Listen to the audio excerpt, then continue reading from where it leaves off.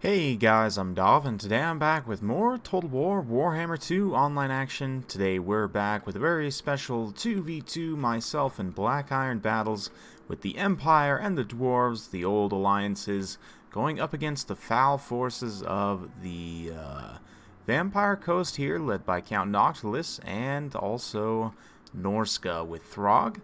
You can see right off the bat, Queen Bess has opened up shots. We've got a whole line of zombie polearms here, some Famir to the flanks, zombie gunnery mobs with handguns. We've got a Mammoth, Nocti Boy, and a Morngul there. For our forces, gone with a nice line of pike and shot with 5 spearmen, 4 free company. Then for the dwarves, we've got several groups of thunderers, 4 groups of thunderers in fact, slayers, giant slayers, longbeards. Up front, we've got some dwarf warriors, Balthazar Gelt, as well as a Bright Wizard. Bright Wizard's just got Fireball, Balthazar's just got Plague of Rust and Searing Doom.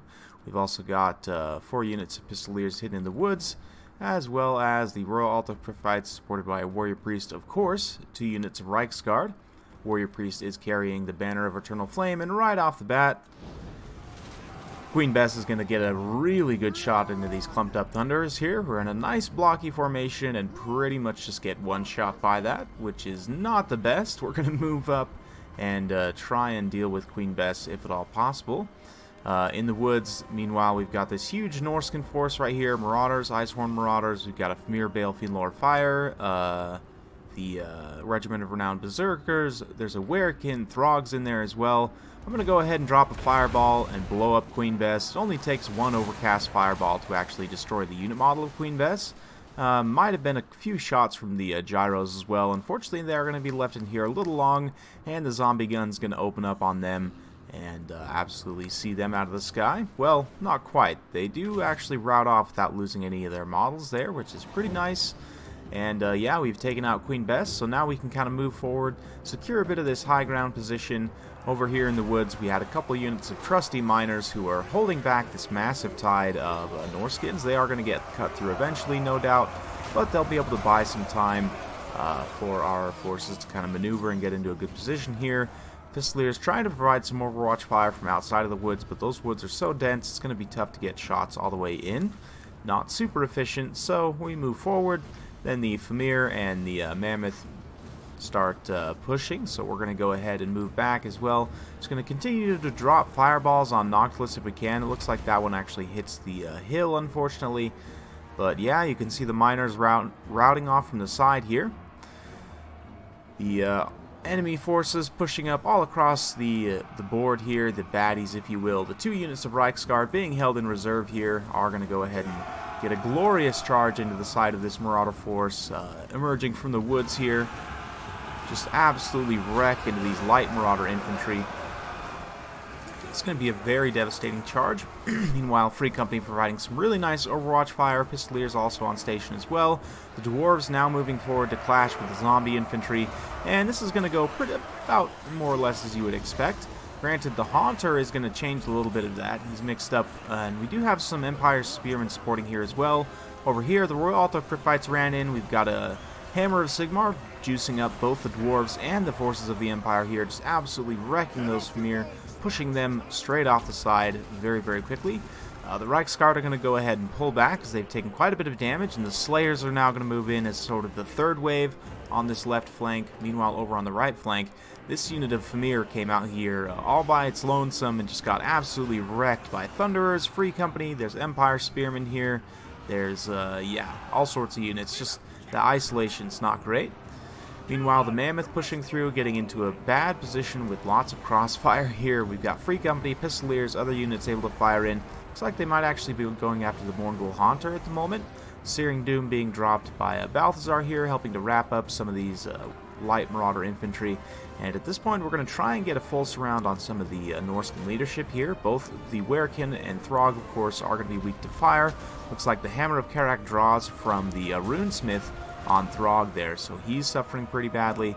The Mammoth, you can see again, just trying to get it into a crossfire position. Mammoths only have 70 armor, so we can actually do a decent amount of damage with these Pistoliers here.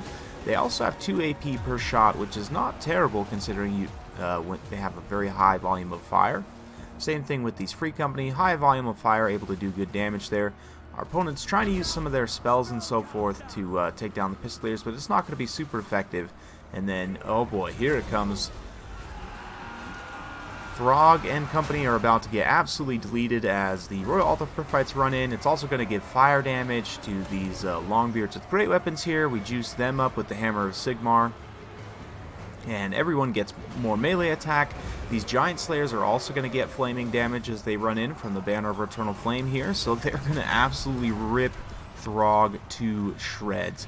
We've got Free Company also shooting in. We've got Thunderers shooting in from the side as well. So it's a bad day for Throg. Meanwhile, on the front line, Zombie Infantry just not able to break through. The Mourngul Haunter did quite a bit of damage, terrified away a few different units, but not able to hold. Balthazar calling down an Overcast. Searing Doom there to go after the zombie handguns. And over here, we're starting to bring some of these Free Company and other forces up and around the flank. Start engaging the backline here. The miners have got up in the backline fighting gunnery mobs. A very cost-effective use of miners right there. It will actually, one of the few melee engagements they will just straight up win. But yeah, the Mammoth's about to get taken down here. Throg goes down.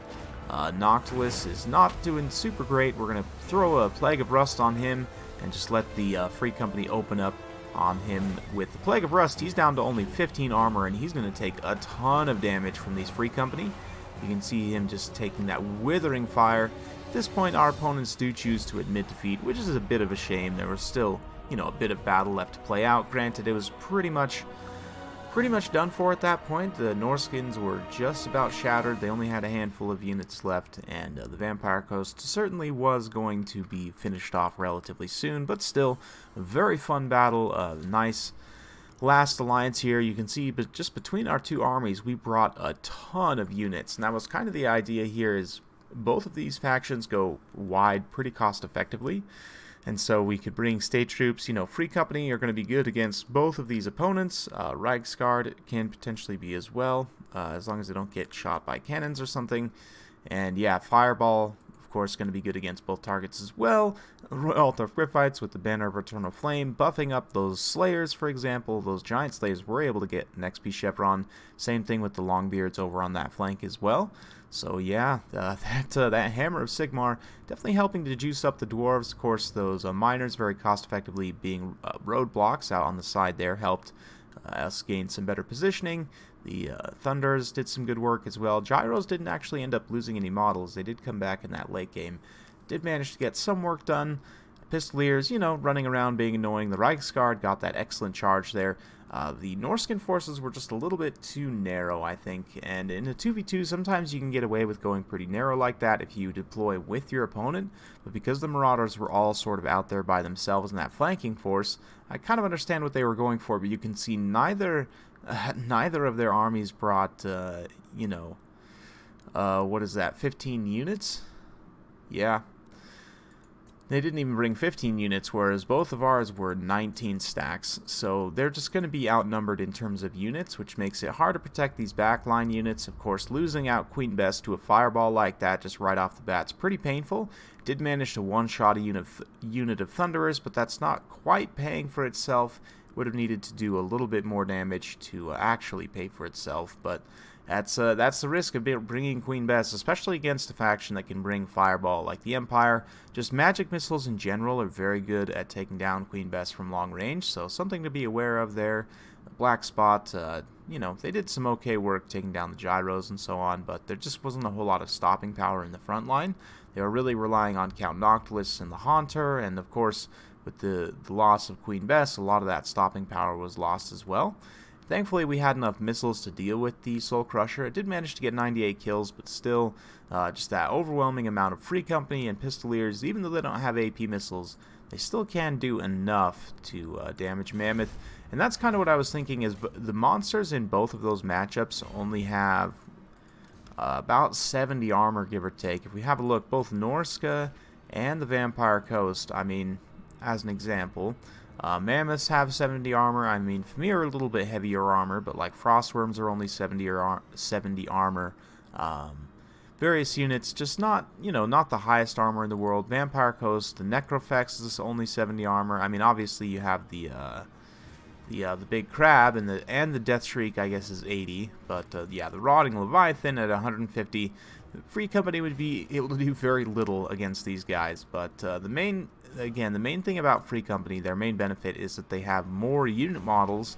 They have a full 90 unit models as compared to other skirmishers, you know, which only have 68.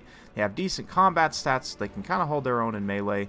And they do have decent missile damage as well. It's not amazing, but 2 AP per shot with 90 unit models is a pretty good volume of fire, honestly, even against armored targets.